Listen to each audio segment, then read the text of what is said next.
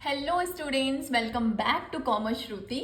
आज तो हमारे पास बहुत सारे नए व्यूअर्स भी होंगे क्योंकि नया सेशन स्टार्ट हो चुका है। बहुत सारे बच्चे होंगे जिन्होंने कॉमर्स चूज़ की होगी, कुछ लोगों ने साइंस स्ट्रीम चूज़ की होगी, तो सभी का यहाँ पे वेलकम है। ओके, तो आई नो जो भी बच्चा ये वीडियो देख रहा होगा, इसका मतलब है कि उसने कहीं ना कहीं ये मन बना लिया है कि उसे 11th में कॉमर्स स्ट्रीम ही चूज़ करनी है। ठीक है, इंटरेस्ट में आपने बहुत अच्छा डिसीजन लिया है और आपको बहुत मजा आने वाला है बिकॉज यहाँ पे बिल्कुल सारे नए कॉन्सेप्ट्स होंगे। आपने जो भी आज तक 10th तक पढ़ा है उसका इससे कुछ लेना देना नहीं है, बट डोंट बी अफ्रेड। ऐसा बिल्कुल नहीं सोचना कि बिल्कुल नया सब्जेक्ट है, क्या हम इसे कवर अप कर पाएंगे नहीं कर पाएंगे, कैसा रहेगा कैसा नहीं रहेगा। बहुत बच्चों के मन में ना एक हाइप बनाई हुई कि कॉमर्स में जो सबसे टफ सब्जेक्ट है ना कि वो क्या है, अकाउंट्स है। ऐसा कुछ भी नहीं है। अगर आप साथ ही साथ मेरे साथ पढ़ते रहेंगे, चलते रहेंगे, स्टेप बाय स्टेप जैसे मैं चीज़ें करवा रही हूँ करते रहेंगे, तो कुछ भी नहीं है। बस किस चीज़ का खेल है, टर्मिनोलॉजीज का खेल है और किसका खेल है, कॉन्सेप्ट का खेल है और किसका खेल है, बेस का खेल है। तो जितना ज़्यादा आपका बेस स्ट्रांग होगा, कॉन्सेप्ट क्लियर होंगे, टर्म्स क्लियर होंगे, उतनी ज़्यादा आपकी अकाउंट्स में क्या होगी, कमांड स्ट्रांग होने वाली है।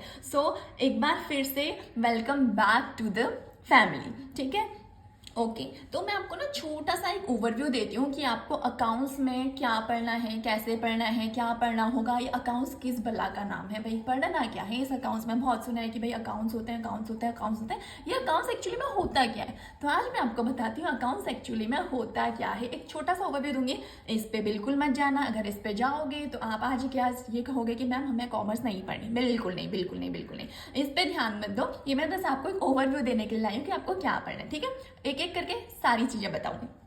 ठीक हो गया, ओके। तो now I am considering you as a commerce student, official commerce student. ठीक है, सो क्योंकि now you are officially commerce student as per me. ठीक है, so you need to think like a businessman. अब आपको ना एक बिजनेसमैन के तरीके से चीजें सोचनी होंगी। ठीक है, जैसे एक एग्जाम्पल से समझते हैं। आप ग्रॉसरी स्टोर्स पे जाते हो, ठीक है, हम लोग बहुत गए किराना स्टोर्स पे जाते हैं। वहाँ पे हम क्या देखते हैं कि जो भी वहाँ पे शॉपकीपर होता है ना, उसकी एक आदत होती है, क्या हम कोई भी सामान उससे परचेज करते हैं ना, अगर 2 मिनट के लिए डिले हो जाए ना, हमने 2 मिनट के लिए दुकान पे खड़े रह जाए, हमने किसी फ्रेंड का वेट करने कुछ भी कर रहे हैं, तो आप देखोगे जैसे आपने सामान को सेल आउट किया, वो बंदा निकालता है ड्रॉर से अपनी एक मोटा सा रजिस्टर जिसमें वो सब चीज़ें नोट कर रहा होता है कि उसका कितना सामान सेल आउट हो गया, किसको उसने सामान सेल आउट किया हुआ है। अपने नोट पर्सन्स को कभी कभी क्या करता है, सामान उधार में भी सेल आउट करता है, तो वो सारी चीज़ों का रिकॉर्ड कहाँ रखता है, अपने रजिस्टर पे रखता है कि नहीं रखता है। ठीक हो गया, वो ऐसा क्यों करता है, बताओ क्यों करता होगा। ऑब्वियस सी बात है, हम सब क्या है, ह्यूमन बीइंग है, और हम सब के लिए हमारे पास ना हमारी मेमोरी में इतनी चीज़ें रिटेन कर पाना इज नेक्स्ट टू इम्पॉसिबल। मानो लेट्स सपोज, आपको एग्जाम्पल देती हूँ, एक बात बताओ। ठीक है, एक सेकेंड।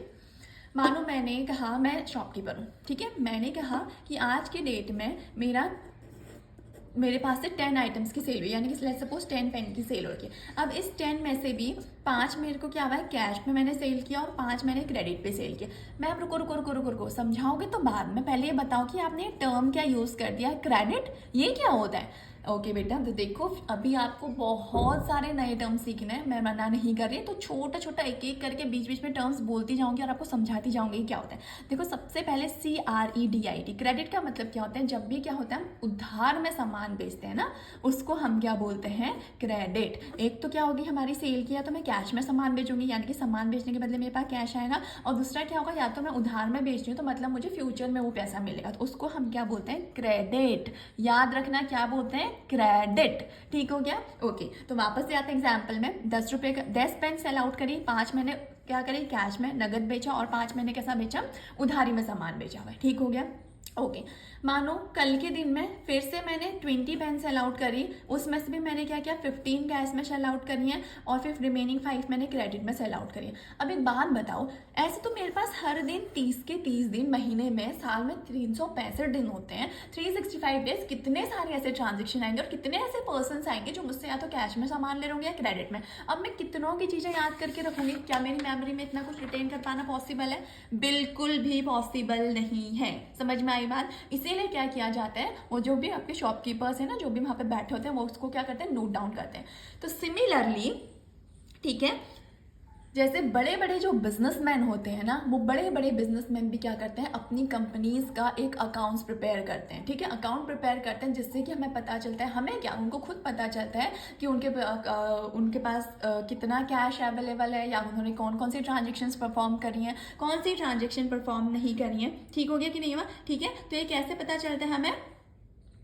अकाउंट्स के थ्रू। ठीक है, तो मैं आपको ऐसे बोल सकती हूँ कि जो मेजर ऑब्जेक्टिव होता है ना हमारे अकाउंट्स पढ़ने के पीछे, वो यही होता है कि उसका एक सबसे मेजर ऑब्जेक्टिव क्या है, कि वो क्या करता है, is to record the transaction, यानी कि उसका मेन ऑब्जेक्टिव क्या है कि हमें सारे ट्रांजेक्शन को रिकॉर्ड करके चलना है। ठीक हो गया। लेकिन एक और चीज़ जो हमें ध्यान में रखनी होती है वो क्या, कि सिर्फ ट्रांजेक्शन्स को ही रिकॉर्ड नहीं करना होता है। क्या लिखा है मैंने यहाँ पे, there must be documentary evidence of every transaction. ठीक है, कहने का मतलब क्या है कि अब वो दिन गए भाई, अब वो जमाना गया जहाँ पे कहा जाता था प्राण जाए पर वचन न जाए, वचन पे भरोसा किया जाता था, भाई कह दिया, मुंह से बात निकल गई तो बस लकीर है, रेखा है, अब उसको कोई चेंज नहीं कर सकता। अब जिस एरा में हम रह रहे हैं ना, वहाँ पे सिर्फ डॉक्यूमेंट्री एविडेंस चाहिए, वहाँ पे रिटर्न में प्रूफ चाहिए कि ये ट्रांजेक्शन हुआ है या नहीं हुआ है। मैं ऐसे ही बोल दूंगी मैंने तो भाई 1 लाख का ट्रांजेक्शन किया है, कहाँ है प्रूफ? मुझसे सबसे पहले क्या मांगा जाएगा, प्रूफ मांगा जाएगा कि भाई where is the documentary evidence. तो इसीलिए अकाउंट्स में क्या बोला जाता है कि अकाउंट्स में हम क्या करते हैं, जितने भी एक बिजनेस के अंदर ट्रांजेक्शन्स होते हैं ना, हम सारे ट्रांजेक्शन जो भी परफॉर्म करते हैं उनको क्या किया जाता है, रिकॉर्ड किया जाता है। ठीक हो गया। ओके तो जब हम ट्रांजेक्शन रिकॉर्ड करते हैं तो उसमें क्या बोलना है कि सबसे पहली कंडीशन क्या है कि उनका डॉक्यूमेंट्री एविडेंस होना चाहिए। ये नहीं कि मैं अब उठ के बोल रही हूँ कि मेरी 10 लाख की सेल हो गई, नहीं भाई, आप मुझे दिखाना पड़ेगा कि मैंने किस पर्सन को सेल आउट किया है, किस पर्सन को क्रेडिट सेल किया है, किस पर्सन के साथ कैश सेल कर रखी है, या फिर मैंने कौन से सेलर से सामान परचेज किया है, कौन से सेलर को सामान बेचा हुआ है। ठीक है, तो मुझे सारे ट्रांजेक्शन क्या करने होते हैं, अपने बुक्स में रिकॉर्ड करने होते हैं। उसी को हम क्या बोलते हैं, एक तरीके से अकाउंटिंग, यानी कि रिकॉर्ड करना सारे ट्रांजेक्शन को। ये छोटा सा पार्ट है अकाउंटिंग का, ठीक है, this is not the whole accounting. Whole accounting में तो हम बहुत सारे इंटरेस्टिंग कॉन्सेप्ट पढ़ेंगे, आप मेरे साथ बने रहिए। ठीक हो गया। ओके, नेक्स्ट क्या बोल रहा है, accounting is only concerned with economic transaction, non-economic transaction या non-economic activities do not find any place in accounting। Statement मत जाओ, मैं समझाती हूँ आपको बहुत इजी लैंग्वेज में। देखो मैंने क्या बोला, रिकॉर्ड क्या करते हैं, ट्रांजेक्शन। ठीक हो गया, समझ आ गया। और एक कंडीशन इसने बोलती कि सारे ट्रांजेक्शन का डॉक्यूमेंट्री एविडेंस होना चाहिए, समझ में आ गई बात। अब मैम ये क्या बोल रहा है कि सारे ट्रांजेक्शन जो होने चाहिए वो इकोनॉमिक नेचर के होने चाहिए, ये क्या चीज़ होती है, ज़रा समझाना। तो बेटा जी देखो क्या होता है, हम सिर्फ उन्हीं ट्रांजेक्शन्स को अकाउंट्स में रिकॉर्ड करते हैं जिनको हम मॉनेटरी टर्म्स में मेजर कर सकते हैं। जैसे क्या कह रहा है यहाँ पे, purchase and sale of goods for cash और क्रेडिट, यानी कि या तो मैंने सामान को परचेज कर रखा है या फिर मैंने सामान को सेल कर रखा है, चाहे कैश में क्या हो चाहे क्रेडिट में क्या हो। ठीक है, आपने लेट्स सपोज ये मेरे पास पेन पड़ा है, बहुत ही सुंदर पेन है, हाईटेक का। ठीक है, तो मैंने क्या कर रखा है इसमें, इस पेन को मैंने क्या करा है, बोला मैंने परचेज किया। ठीक है, इसकी कॉस्ट है समवेयर अराउंड 70 रुपीज़। ठीक हो गया। अब मैं क्या इस पेन की कॉस्ट को मेजर कर पा रही हूँ मॉनेटरी टर्म्स में कि नहीं कर पा रही हूँ, कर पा रही हूँ। कैसे, चाहे मैं इसे कैश में बेचूं चाहे मैं इसे क्रेडिट में बेचूं। मैं अगर कैश में बेचूंगी तो मैं क्या कहूँगी अपने कस्टमर से कि 70 रुपये दो, क्रेडिट में बेचूंगी तो क्या कहूँगी अपने कस्टमर से, लिख दूंगी कि भाई 70 रुपये आप ये पेंडिंग है, आपको पे करना है। क्या मैं इसे मॉनेटरी टर्म से मेजर कर पा रही हूँ, बिल्कुल कर पा रही हूँ। लेकिन यही मैं कहूँ कि रिटायरमेंट ऑफ एन एम्प्लॉय, यानी कि मेरे बिजनेस से एक एम्प्लॉय का रिटायरमेंट हो रहा है, क्या मैं उसे मॉनेटरी टर्म में मेजर कर पाऊंगी, भाई बताओ कितनी वैल्यू होगी उसकी, कितना मॉनेटरी, कितना पैसे का वो रिटायरमेंट हो रहा है, नो ना, that is next to impossible. कुछ ऐसी चीज़ें होती है जिसको हम मॉनेटरी टर्म्स में क्या कर सकते हैं, आइडेंटिफाई नहीं कर सकते। तो इसीलिए बोला जाता है कि अकाउंट्स में हम क्या करते हैं, ट्रांजेक्शन्स को रिकॉर्ड करते हैं, हर एक ट्रांजेक्शन का डॉक्यूमेंट्री एविडेंस होना चाहिए। लेकिन उसके साथ ही साथ क्या होता है कि हम नॉन मॉनेटरी ट्रांजेक्शन्स को रिकॉर्ड नहीं कर सकते, जिनको हम मॉनेटरी टर्म्स में मेजर नहीं कर पाते। समझ में आई कि बात नहीं आई? बिल्कुल भी टेंशन लेने की ज़रूरत नहीं है, मैं बस आपको एक ओवरव्यू दे रही हूँ कि कैसे अकाउंट्स में चीज़ें की जाती है, बिल्कुल बेसिक सी चीज़ बता रही हूँ। ठीक है, सबसे पहले मैंने क्या बताया, आप बोलोगे कि मैम अकाउंट्स में करते क्या है, पढ़ने की क्या ज़रूरत है। मैंने बता दिया भाई क्यों पढ़ते हैं। क्यों पढ़ते हैं, क्योंकि हमें पता है कि सारे के सारे ट्रांजेक्शन ह्यूमन माइंड में रिटेन नहीं रह सकते, हमें उनको रिकॉर्ड करके रखना होता है। मैं एक बिजनेस चला रही हूँ, इतने बड़े बड़े एम्पायर खड़े करते हैं लोग, क्या उसका कोई बही खाता कुछ तो होना चाहिए ना, कहीं तो रिकॉर्ड होना चाहिए भाई कि चल क्या रहा है बिजनेस में, वरना पता कैसे चलेगा बिजनेस में चल क्या रहा है, भाई तुम्हें प्रॉफिट हो रहा है कि तुम्हें लॉस हो रहा है, कैसे पता चलेगा। इन्हीं सब चीज़ों से पता चलेगा। तो अकाउंटिंग का मैंने आपको ये कॉन्सेप्ट बताया, लेकिन मैंने उसके बाद धीरे धीरे आपको क्या ला रही हूँ, अंदर की ओर थोड़ा सा डीप लेके जा रही हूँ। इस पर मैंने आपको बताया कि यहाँ पे सिर्फ रिकॉर्ड करना ही ट्रांजेक्शन को is not important, documentary evidence होना भी इंपॉर्टेंट है। ठीक है, डॉक्यूमेंट्री एविडेंस भी है, लेकिन उससे भी ज़्यादा इंपॉर्टेंट क्या है कि भाई हर ट्रांजेक्शन रिकॉर्ड नहीं करोगे। आपके बिजनेस में 2 एम्प्लॉयज़ के बीच में लड़ाई हो गई, एम्प्लॉय स्ट्राइक पे बैठ गए, उससे कोई हिल नहीं देना ये बिजनेस का। वो आपके अंदर की चीज़ें आप उसे हैंडल करिए, हम तो सिर्फ वही ट्रांजेक्शन रिकॉर्ड करेंगे जिससे हम मॉनेटरी टर्म्स में मेजर कर सकते हैं। समझ में आई कि बात नहीं आई? आई होप आ गई होगी, क्योंकि मुझे पता है आप लोग ऑलरेडी बहुत स्मार्ट है और एक नया कॉन्सेप्ट पढ़ने जा रहे हैं, तो जो एक्साइटमेंट आपके अंदर होगी उसका तो मुझे अंदाजा भी नहीं है। बिकॉज जब मैंने कॉमर्स ली थी ना तो बड़ा मजा आता था अकाउंट्स पढ़ने में। इट वॉज लाइक कि भाई कुछ नया सीखने को मिल रहा है। तो जितनी एक्साइटमेंट के साथ, जितना नया चीज़ सीखने की क्यूरोसिटी के साथ पढ़ोगे ना, उतना ज़्यादा आपको मजा आने वाला है, ट्रस्ट मी। और देख लो आज के बाद से आपका ना दुनिया देखने का नजरिया बदलने वाला है, बिकॉज आप दुनिया को ना एक बिजनेसमैन के नजरिए से देखने वाले हो। और आई होप कि आप फ्यूचर में बहुत अच्छा करेंगे। आई एम डैम श्योर कि आप बहुत अच्छा करेंगे। बस क्या है कि कॉन्सेप्ट्स को क्लियर करते रहिए, अपने अकाउंट्स में मास्टरी करते रहिए। ठीक हो गया? ओके, तो धीरे से हम बढ़ते हैं। छोटा सा टॉपिक लेके आई हूँ, डिटेल में नहीं से एक्सप्लेन करूंगी। डिटेल में मैं इसको आपको अगली वीडियो में क्या करूंगी, अच्छे से एक्सप्लेन करूंगी। छोटा सा ओवरव्यू देती हूँ एक अकाउंटिंग साइकिल का। ठीक हो गया?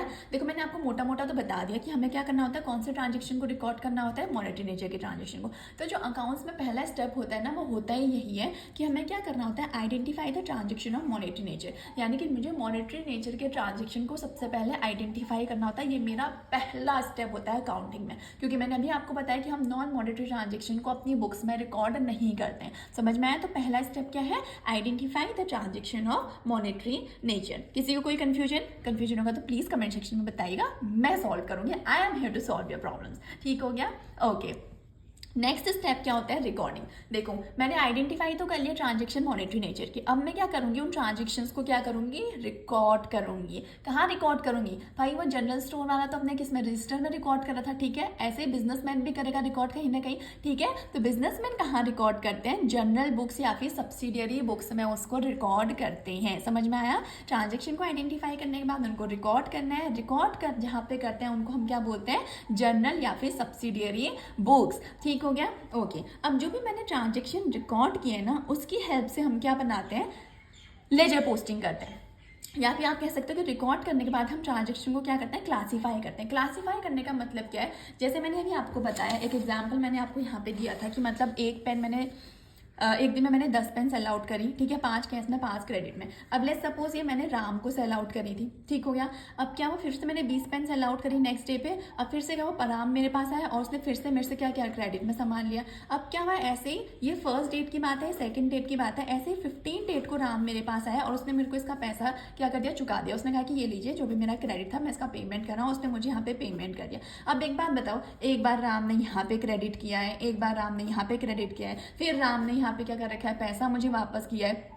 ठीक है, मेरे को पेमेंट करा है, ऐसे वो फ्यूचर में और करेगा। अब मैं ऐसे कितने सारे ट्रांजेक्शन रिकॉर्ड करूंगी, तो मेरे को इसको थोड़ा सा, जब मैं लास्ट में अपने बुक्स ऑफ अकाउंट्स में एंड में देख लूंगी कि किसके पास कितना मेरा पैसा पेंडिंग, थोड़ा सा मेरे लिए वो कंफ्यूजिंग हो जाएगा ना। इसीलिए क्या किया जाता है, इनको क्लासीफाई किया जाता है। यानी कि कुछ नहीं किया जाता, एक पर्सन से रिलेटेड और एक आइटम से रिलेटेड ट्रांजेक्शन को हम एक जगह पे रिकॉर्ड करते हैं। उसी को हम क्या बोलते हैं, लेजर पोस्टिंग। और वो किसकी हेल्प से करते हैं, हम जनरल और सब्सिडियरी बुक्स में जो हमने जर्नल एंट्री पास करते हैं ना, अभी बताऊंगी जर्नल एंट्री क्या होती है। सब बहुत डिटेल कॉन्सेप्ट है, इनमें जाने की जरूरत नहीं है। सिंपल सी बात है, जो हमने ट्रांजेक्शन रिकॉर्ड किए हैं वही हम हेल्प करते हैं क्या करने में, लेजर पोस्टिंग करने में। यानी कि एक आइटम से रिलेटेड जितने भी ट्रांजेक्शन उनको हम एक साथ रखते हैं, एक पर्सन से रिलेटेड जितने भी ट्रांजेक्शन है उसको हम एक साथ पे रिकॉर्ड करते हैं। उसी को बोलते हैं क्या, लेजर पोस्टिंग। ठीक हो गया? समझ में आया कि नहीं आया? ठीक है, फिर जो लेजर पोस्टिंग का हमारा बैलेंस होता है वो हमारा ट्रायल बैलेंस कैलकुलेट करने में हेल्प करता है, ट्रायल बैलेंस बनाने में हमारा हेल्प करता है। और ट्रायल बैलेंस की हेल्प से फिर हम लास्ट में क्या बनाते हैं, financial statement. Financial statement is the ultimate thing जो हमें क्या करना होता है, जहां हमें पहुंचना होता है। क्यों? क्योंकि यही हमें असलियत में बताता है कि भाई बिजनेस चल कैसा रहा है। देखो इसमें 2 स्टेटमेंट बनते हैं, इनकम स्टेटमेंट और पोजीशन स्टेटमेंट। इनकम स्टेटमेंट मैंने क्या लिखा है यहाँ पे, हम ट्रेडिंग और प्रॉफिट एंड लॉस अकाउंट, ये पीएलएल अकाउंट जो मैंने शॉर्ट में लिखा है इसको हम बोलते हैं प्रॉफिट एंड लॉस अकाउंट बनाते हैं। और पोजीशन स्टेटमेंट को हम क्या बोलते हैं, बैलेंस शीट। अब देखो चाहे कॉमर्स का बच्चा हो ना हो, आजकल इस टर्म से बहुत सब लोग फैमिलियर रहते हैं, balance sheet balance sheet balance sheet balance sheet balance sheet. होता है कि नहीं होता है? ठीक है, तो बैलेंस शीट क्या होती है, जो आपके बिजनेस की ना ट्रू पोजीशन बताती है। ठीक है, कि एक्चुअल में आपका बिजनेस कैसा चल रहा है, आपका बिजनेस भरोसे लायक है कि नहीं है, इन्वेस्टमेंट लायक है कि नहीं है, वो हमें कौन बताता है? ये सब चीज़ें कहाँ डिस्क्लोज की जाती हैं? बैलेंस शीट में, ठीक है। डिटेल में कहीं नहीं घुसना है क्योंकि अभी हमें डीप में बहुत सारी चीज़ें पढ़नी है। सिर्फ ओवरव्यू दे रही हूँ कि क्या क्या पढ़ना है, तो डिटेल में बिल्कुल कोई नहीं जाएगा। अभी स्टेप बाय स्टेप बढ़ेंगे और बहुत अच्छे से बढ़ेंगे, ठीक हो गया? ठीक है। दूसरा क्या होता है? Income statement. इनकम स्टेटमेंट हमें क्या बताता है? देखिए मैंने कहा ना प्रॉफिट एंड लॉस अकाउंट बनाते हैं, तो एक्चुअल में बताता है कि बिजनेस हमारा प्रॉफिट में है या बिजनेस हमारा लॉस में है, कि बिजनेस में प्रॉफिट हुआ है या बिजनेस में लॉस हुआ है, ठीक है। अब देखो जो मैंने यहाँ पे सर्कल किया ना, बेसिकली हमें ये पढ़ना है। मैंने बताया तो सही आपको कि रिकॉर्डिंग करनी होती है, कहाँ करनी होती है? जनरल और सब्सिडरी बुक्स में। तो हमें एक्चुअली में ये पढ़ना है कि जनरल बुक्स कैसे, सब्सिडरी बुक्स कैसे बनाई जाती है। यहाँ पे हम जनरल एंट्री पास करते हैं, तो कैसे जनरल एंट्री पास की जाती है ट्रांजेक्शन्स की। फिर हम सीखेंगे कि कैसे उनकी लेजर पोस्टिंग की जाती है। यानी कि पहला चीज़ हमें क्या पढ़ना है कि जनरल एंट्री कैसे पास होती है। दूसरा हमें क्या पढ़ना है? लेजर पोस्टिंग कैसे होती है। तीसरा हम देखेंगे ट्रायल बैलेंस कैसे बनाया जाता है। देन फोर्थ हम क्या देखेंगे यहाँ पे कि फाइनेंशियल स्टेटमेंट यानी कि इनकम स्टेटमेंट, ट्रेडिंग और प्रॉफिट एंड लॉस अकाउंट कैसे बनाएंगे और बैलेंस शीट कैसे बनाएंगे, ठीक है। तो मोटा मोटा आपको जो 11th में पढ़ना है, ये आपको एक दिन में नहीं पढ़ना, ये पूरा आपका 1 साल का कोर्स है, ठीक है। तो डोंट पैनिक, बहुत मजा आने वाला है, लिटरली बहुत मजा आने वाला है। क्योंकि हम देखेंगे सबसे पहले जनरल एंट्री कैसे पास की जाती है, बहुत ही इजी लैंग्वेज में, बहुत ही मॉडर्न ट्रेडिशनल सारे रूल्स फॉलो करके आपको बताऊंगी कि जनरल एंट्री कैसे पास की जाती है, कैसे उनकी लेजर पोस्टिंग की जाती है, फिर कैसे हम ट्रायल बैलेंस बनाएंगे, कैसे हम उसका फाइनेंशियल स्टेटमेंट बनाएंगे, ठीक है। एक मजेदार बात बताऊं आपको, आपने सुना होगा अपने सीनियर्स के कि कॉमर्स वालों की बैलेंस शीट कभी मैच नहीं करती। This is a fact.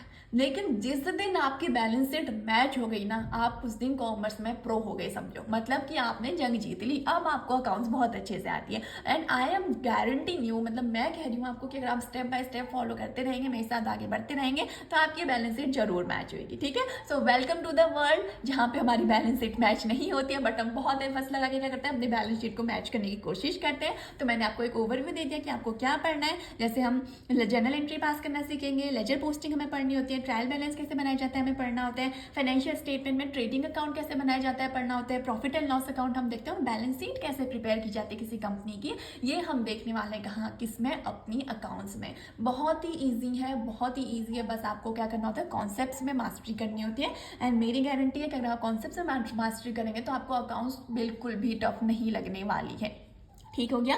तो अभी डीप में जाने की कोई ज़रूरत नहीं है, ये जस्ट ओवरव्यू था कि कैसे होते हैं अकाउंट्स, क्या होती है। तो इसी मोटिव के साथ आगे बढ़ो कि कुछ सीखने को मिलेगा, और कुछ सीखने की चाह कभी ख़त्म नहीं होनी चाहिए, ऐसा मुझे लगता है, ठीक है। तो एक काम करते हैं, हम ज़्यादा नहीं बोलते हुए आज की वीडियो को मैं यहीं पे एंड करती हूँ। अगर वीडियो पसंद आई हो तो प्लीज़ वीडियो चैनल को सब्सक्राइब करना, वीडियो को शेयर करना, लाइक करना, और स्पेशली आपके फ्रेंड्स जो अभी भी डाउट में है कि कॉमर्स लेनी चाहिए या नहीं लेनी चाहिए, कि अकाउंट्स में हमें क्या पढ़ना होगा क्या नहीं पढ़ना होगा, छोटा सा ओवरव्यू मिल जाता, तो उनके साथ भी शेयर कीजिएगा, ताकि उनको हो सकता है कि इस वीडियो के उससे हेल्प मिले ये फिगर आउट करने में कि क्या अकाउंट्स लेनी चाहिए या नहीं लेनी चाहिए। देखो मैंने यहाँ पे कोई मोटिवेशनल वीडियो नहीं बनाई है, मैं आपको ये बताने नहीं आई हूँ कि आपको कॉमर्स चूज़ करनी चाहिए या नहीं करनी चाहिए। मैं बस आपको एक ओवरव्यू देने आई हूँ कि आपको अकाउंट्स कुछ इस तरह से पढ़नी है, कुछ इस तरह की चीज़ें आपको पढ़नी है। It was just an overview कि हमें कैसे अकाउंट्स में क्या करना होता है, ट्रांजेक्शन रिकॉर्ड करने होते हैं, उनकी एंट्री पास करनी होती है, उनकी लेजर पोस्टिंग करनी होती है, फिर हमें trading and profit and loss account बनाना होता है, फिर उससे हम बैलेंस शीट बनाते हैं, और ऐसे हमारी अकाउंटिंग चलती जाती है। और ऐसे करते करते हम बड़ी बड़ी कंपनीज़ की बैलेंस शीट को रीड करना भी सीखते हैं, ठीक हो गया। ठीक है, तो आज की वीडियो को यहीं पे एंड करते हैं। प्लीज़ चैनल को सब्सक्राइब कीजिएगा। आज के लिए यहीं पे एंड करती हूँ। Thank you so much, bye bye.